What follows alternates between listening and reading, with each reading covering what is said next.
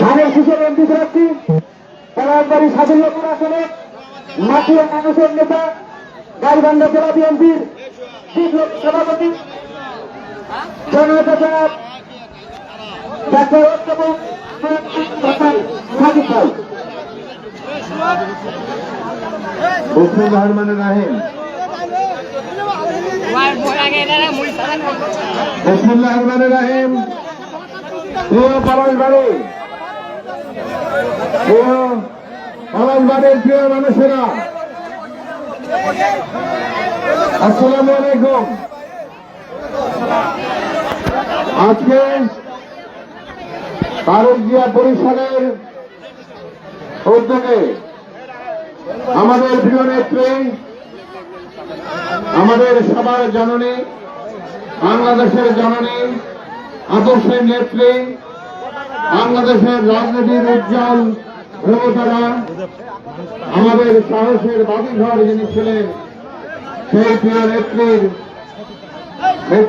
মৃত্যুতে গ্রাম অফের অনুষ্ঠানে উপস্থিত আমার সর্বজন শ্রদ্ধা এবং প্রিয় সহকর্মীবৃন্দ, আমি কারো নাম বলছি না, অনেক সময় লাগবে সেই কারণে।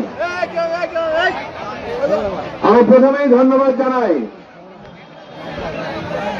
আপনাদের বিপুল সংখ্যক উপস্থিতির মধ্য দিয়ে আমাদের প্রিয় নেত্রীর প্রতি আপনাদের যে ভালোবাসা, আপনাদের যে শ্রদ্ধা এবং তার আত্মার মাগফিরাত কামনা করার জন্য যে আপনারা উপস্থিত হয়েছেন, সেজন্য গাইবান্ধা জেলা বিএনপির পক্ষ থেকে, আমার ব্যক্তিগত পক্ষ থেকে, পলাশবাড়ি পৌর বিএনপির পক্ষ থেকে, উপজেলা বিএনপির পক্ষ থেকে এবং তারেক জিয়া পরিষদের পক্ষ থেকে, সকল অঙ্গ সংগঠনের পক্ষ থেকে আপনাদেরকে সশ্রদ্ধ সালাম জানাই এবং আপনাদের প্রতি সম্মান প্রদর্শন করছি। প্রিয় ভাই এবং বোনেরা, যে মানুষটির জন্য দোয়া করবার জন্য আপনারা এখানে উপস্থিত হয়েছেন, সেই মানুষটি আপনাদের মতো আমাদের মা বোনদের যেমন এখানে বসে আছেন ডান দিকে, আমার ডান দিকে, তাদের মতো গৃহবধূ ছিলেন। যাত্রায় তার রাজনীতির কোন পাঠ ছিল না। শহীদ জিয়া নিহত হওয়ার পরে শহীদের শাসকের সাথ যখন রাষ্ট্র ক্ষমতা দখল করে, তখন দেশে সামরিক শাসনের বিরুদ্ধে গণতন্ত্র প্রতিষ্ঠার জন্য তাকে রাজপথে নেমে আসতে হয়েছে। এই রাজপথে দীর্ঘ 9 বৎসর সাহসের সাথে, আদর্শিকতার সাথে, নির্ভীকতার সাথে তিনি লড়াই করেছেন। পদে পদে বাধাগ্রস্ত হয়েছেন, বিপদগ্রস্ত হয়েছেন, কোন কিছুই আমাদের নেত্রীকে থামাতে পারেনি। অবশেষে তিনি জয়ী হয়েছেন তার দীর্ঘ 9 বছরের সংগ্রামে বাংলাদেশের জনগণকে সাথে নিয়ে। জয়ী হয়েছে বাংলাদেশ, জয়ী হয়েছে গণতন্ত্র এবং তিনি বাংলাদেশের মানুষ ভালোবেসে তাকে বাংলাদেশের রাষ্ট্র ক্ষমতায় অধিষ্ঠিত করেছে। তিনি বাংলাদেশের প্রধানমন্ত্রী নির্বাচিত হয়েছেন। আমার প্রিয় নেত্রীর দীর্ঘ 44 বছরের রাজনীতির পথ চলা খুব সহজ ছিল না। পদে পদে বাধাগ্রস্ত হয়েছেন, বিপদগ্রস্ত হয়েছেন, বাড়ি থেকে উচ্ছেদ করা হয়েছে তাকে, এক কাপড়ে ফুটপাতে বসে কাঁদতে দেখেছি তাকে। অবরুদ্ধ হয়েছেন বাড়ির মধ্যে, প্রায় 2 মাস অবরুদ্ধ জীবন যাপন করেছেন। অবশেষে তাকে দেশ থেকে বের করে দেওয়ার চক্রান্ত হয়েছে। রাজি যখন হননি, যখন সাহসের সাথে উচ্চারণ,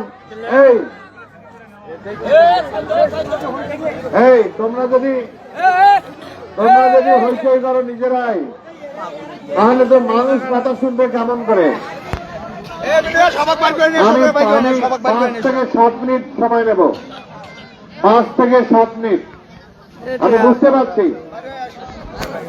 এইখানে বক্তব্য দেওয়ার মতো অনুকূল পরিবেশ নাই, সেজন্য বিনু 5 থেকে 7 মিনিট সময়ের মধ্যে আমি বক্তব্য শেষ করব। আমার প্রিয় নেত্রী যার জন্য এখানে সমাবেত হয়েছেন, সেই প্রিয় নেত্রীর জীবন কথা, তার সংগ্রামের কথা, তার ত্যাগের কথা, তার দেশের মানুষের প্রতি তার ভালোবাসার কথা বলতেই হবে আমাকে। সেই কারণেই এই সময়টুকু আপনাদের কাছে চেয়ে নিচ্ছি। তার সন্তানদের উপর নির্যাতন হয়েছে, তাকে দেশকে থেকে বের করে দেওয়ার জন্য। বড় সন্তান তারেক রহমানকে নির্যাতন করে কোমরের হাড় ভেঙে জোর করে বিদেশে পাঠিয়ে নির্বাসিত করা হয়েছে। ছোট সন্তান আরাফাত রহমান কোকো কষ্ট সহ্য করতে না পেরে, যন্ত্রণা নির্যাতন সহ্য করতে না পেরে মালয়েশিয়া মৃত্যুবরণ করেছেন। যে মানুষটি আমাদের দেশনেত্রী বেগম খালেদা জিয়ার স্ত্রী, যার স্বামীর নামে যার পরিচয় হয়েছে খালেদা জিয়া, তার স্বামী শুধুমাত্র দেশের স্বার্থের সঙ্গে আপোষ না করবার জন্য শহীদ জিয়া নিহত হয়েছেন।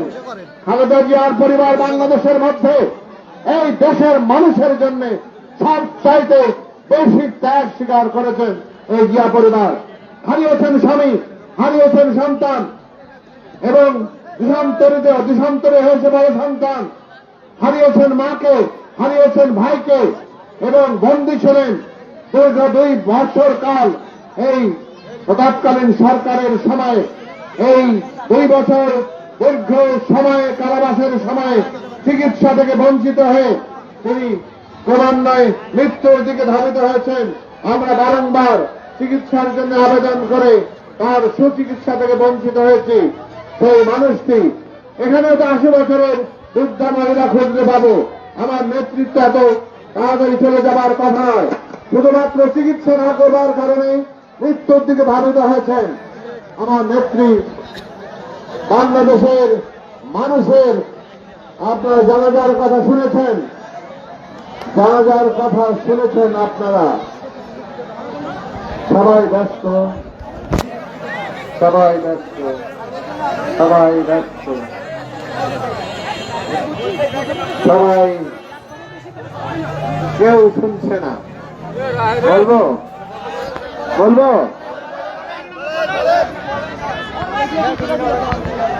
প্রিয় নেত্রী বিদায় হয়েছেন বাংলাদেশ থেকে, আমাদের ছেড়ে চলে গেছেন। পৃথিবীর ইতিহাসে কোন মানুষের জানাজায় 50 লক্ষ মানুষের সমাবেশ হয় নাই।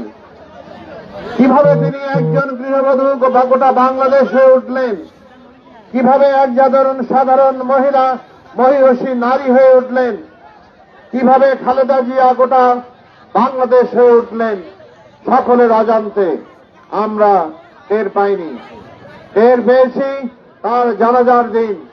50 লক্ষ মানুষের জনসমুদ্র, মানুষের কান্নার রোল, মানুষের মাতম, মানুষের আহাজারি, মানুষের শ্রদ্ধা, মানুষের ভালোবাসা, মানুষের আবেগ, এর মধ্য দিয়ে তিনি আমাদের ছেড়ে আল্লাহর কাছে প্রস্থান করেছেন। তিনি রেখে গেছেন কিছু স্বপ্ন, কিছু নির্দেশ, যে বাংলাদেশ গড়বার জন্য তার জীবনের 44 বছর তিনি ব্যয় করেছেন। সেই বাংলাদেশ কেমন বাংলাদেশ হবে তার একটি রূপকল্প, তার একটি রূপরেখা তিনি আমাদের সামনে উপস্থাপন করেছেন।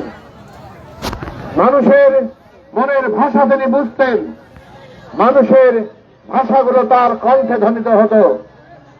তিনি বলেছেন, আমরা একটা গণতন্ত্রের বাংলাদেশ চাই, আমরা একটা সাম্যের বাংলাদেশ চাই, সম্প্রীতি সৌহার্দ্যের বাংলাদেশ চাই, ক্ষুধা দারিদ্র্য মুক্ত, দুর্নীতি মুক্ত, বৈষম্য মুক্ত বাংলাদেশ চাই, আমরা আলোকিত একটা উজ্জ্বল বাংলাদেশ চাই, আমরা একটা নিরাপদ বাংলাদেশ চাই, আমরা একটা মানবিক বাংলাদেশ চাই। এই স্বপ্ন তিনি আমাদের মধ্যে রেখে গেছেন। এই নিরাপদ বাংলাদেশ মানে এখানে মানুষের জান, মাল, সম্পদ, মা-বোনের সম্ভ্রম এবং আমাদের সম্মান নিরাপদ থাকবে।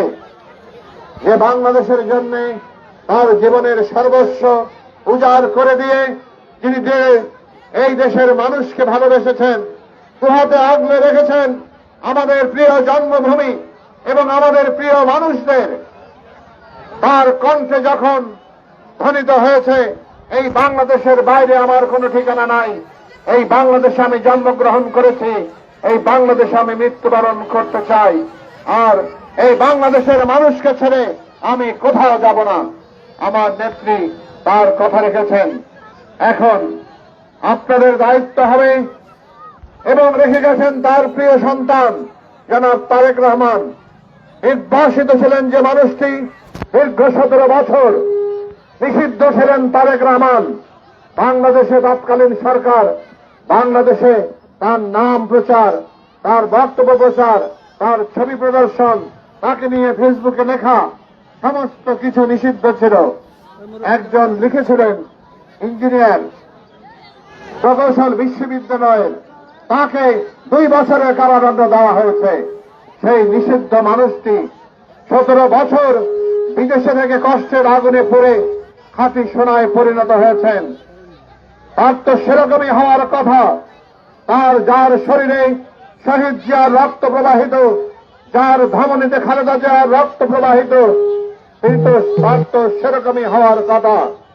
তিনি প্রজ্ঞায়, বিচক্ষণতায়, বিজ্ঞতায়, বুদ্ধিমত্তায়, ধীশক্তিতে, তার সমস্ত আচরণে এবং দেশ দল পরিচালনায় এবং দূরদৃষ্টিতে গোটা বাংলাদেশের মধ্যে, গোটা বাংলাদেশ কেন এই উপমহাদেশের মধ্যে এক অনন্য মাত্রায় উন্নীত হয়েছেন।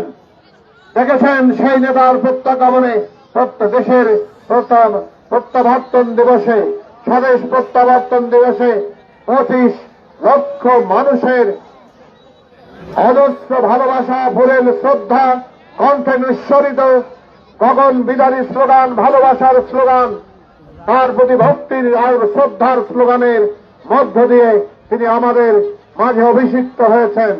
এয়ারপোর্ট থেকে আসতে সময় লাগে মাত্র আধা ঘন্টা।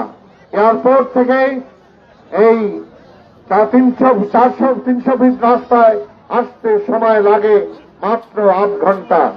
4 ঘন্টায় জনতার স্রোতের মধ্য দিয়ে তাকে আসতে হয়েছে, 4 ঘন্টা সময় লেগেছে। আমি শুধু বিস্ময় ভাবি উনি বাসে চলে এসেছেন। আমি শুধু বিস্ময় ভাবি 2 হাত প্রসারিত করে তার প্রিয় মানুষদের জন্য তিনি হাত নাড়ছেন অবিরত। কিভাবে একজন মানুষ 4 ঘন্টা ধরে শুধু হাত নাড়তে পারে? এটা আমরা দেখেছি তার পিতাকে কিভাবে লক্ষ লক্ষ মানুষের সাথে হ্যান্ডশেক করতেন জিয়াউর রহমান, কিভাবে হাজার হাজার কিলোমিটার রাস্তা হেঁটে পাড়ি দিয়ে মানুষের মধ্যে প্রবেশ করেছিলেন। সেই খালেদা জিয়ার প্রতিচ্ছবি, জিয়াউর রহমানের প্রতিচ্ছবি আমরা দেখি জনাব তারেক রহমানের মধ্যে, যাকে ঘিরে বাংলাদেশের মানুষ স্বপ্ন দেখে একটি নতুন বাংলাদেশ নির্মাণের জন্য, যাকে ঘিরে আমাদের সমস্ত আশা আকাঙ্ক্ষা আবর্তিত হয়। আজকে আমাদের এই দোয়া মাহফিলের আগে আমরা প্রত্যাশা করি তারেক রহমানের হাত ধরে আগামীতে আমরা সেই খালেদা জিয়ার স্বপ্নের বাংলাদেশ নির্মাণ করব।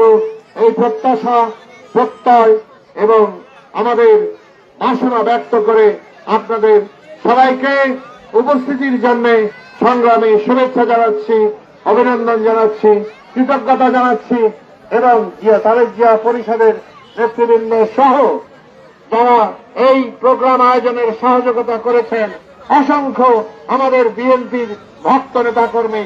এখানে দেখলে তো মনে হয় পলাশবাড়িতে বিএনপি ছাড়া আর কিছু নাই। এখানে দেখলে তো মনে হয় এখানে খালেদা জিয়ার অনুসারী ছাড়া আর কিছু নাই। এখানে দেখলে তো মনে হয় তারেক রহমানের ভক্ত ছাড়া আর কিছু নাই।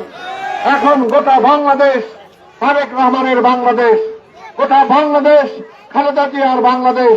মৃত্যুর পরেও সেই মানুষটি এত বেশি জনপ্রিয় হয়েছেন, সেই নেত্রীর জন্য দোয়া করবেন, আয় মনোবাক্যে দোয়া করবেন। আর একটি কথা বলি, খালেদা জিয়া তার প্রয়াণের আগে, মহাপ্রয়াণের আগে আমাকে এই এলাকার মানুষের ভাগ্যের উন্নয়নের জন্য, এলাকার উন্নয়নের জন্য, এলাকার মানুষের দেখভালের জন্য আমাকে মনোনীত করে গেছেন। এইটি আপনাদের কাছে দিয়ে আমি উপস্থাপন করছি, আপনাদের বিবেচনার, আপনাদের প্রজ্ঞার কাছে, বিবেচনার কাছে আমি আমার নিজকে উপস্থাপন করছি খালেদা জিয়ার মনোনীত প্রতিনিধি হিসেবে। এই কথা বলে আমার নেতৃত্বের দোয়া আছে, আমার বক্তব্য শেষ করছি। আল্লাহ হাফেজ। বাংলাদেশ জিন্দাবাদ।